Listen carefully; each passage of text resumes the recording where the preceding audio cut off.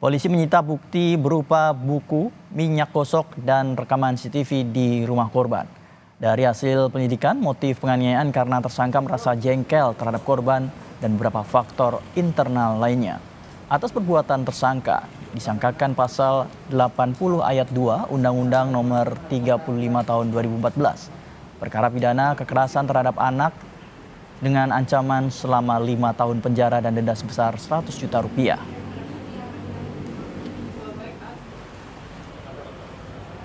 Motif berdasarkan hasil penyidikan dalam BAP, pengakuan dari pelaku motifnya adalah tersangka ini merasa jengkel dengan korban akibat ketika itu korban ingin diobati karena bekas cakaran yang ada di tubuh korban, namun korban menolak, tidak mau.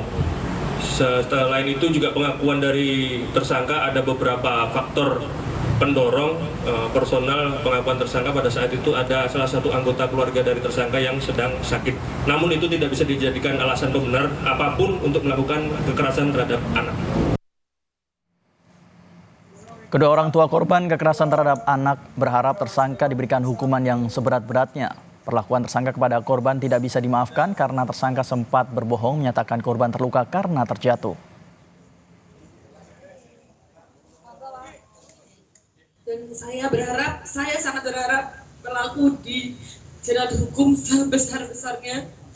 Karena kalau awak media melihat CCTV, itu anak saya disiksa 1 jam lebih tanpa ada ampun.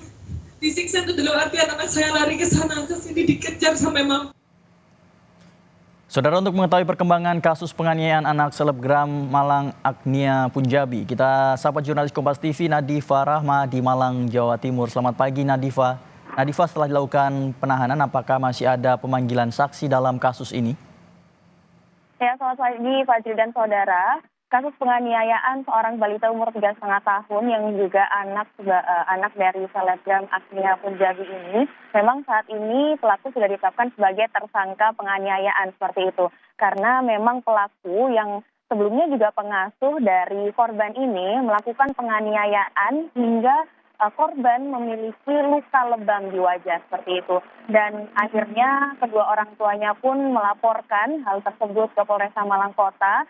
Dan setelah dilakukan dilakukan juga pemeriksaan terhadap saksi dan juga bukti-bukti. Di sini ada saksi yang diperiksa, ada 4 saksi, yaitu kedua orang tua dari korban, lalu juga ada dua pengasuh lainnya, seperti itu. Dan setelah diperiksa saksi-saksi tersebut dan juga memeriksa CCTV yang dilaporkan, akan ada kecocokan antara visual dari CCTV dengan barang bukti yang diberikan. Di sini ada barang bukti seperti boneka, buku, spray, dan bantal. Ternyata ada kesesuaian antara visual dari CCTV dengan barang bukti tersebut, sehingga pelaku di sini akhirnya ditetapkan sebagai tersangka kasus penganiayaan balita 3,5 tahun anak dari selebgram Agnia Punjabi tersebut.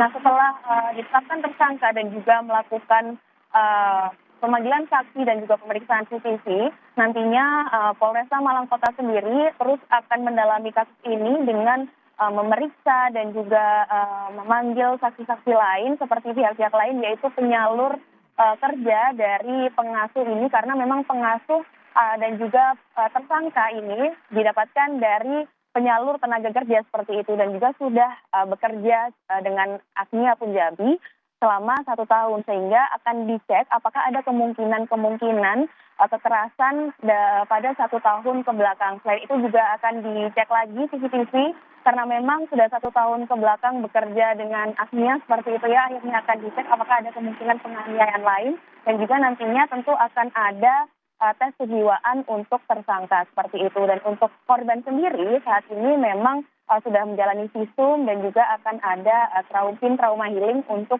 membantu korban sendiri. Seperti itu, Fadri. Ya Nadifa, bagaimana dengan ancaman hukuman bagi sang pelaku? Ya, setelah di pemeriksaan saksi, CCTV, dan juga nantinya masih ada proses pemeriksaan lagi ya dengan penyalur tenaga kerja, lalu juga pemeriksaan CCTV lain terkait dengan 1 tahun ke belakang bagaimana apakah ada kemungkinan penganiayaan lain. Untuk saat ini memang sudah ditetapkan tersangka dan akan dijerat pasal 80 ayat 2 Undang-Undang RI nomor 35 tahun 2019 dengan hukuman maksimal 5 tahun penjara. Seperti itu, Fajri. Ya, dari pihak kepolisian masih terus mendalami apa yang menjadi motif kekerasan tersebut dan memanggil beberapa saksi-saksi termasuk penyalur pekerja pembantu pengasuh anak tersebut. Terima kasih Nadifa Rama melaporkan langsung dari Malang, Jawa Timur.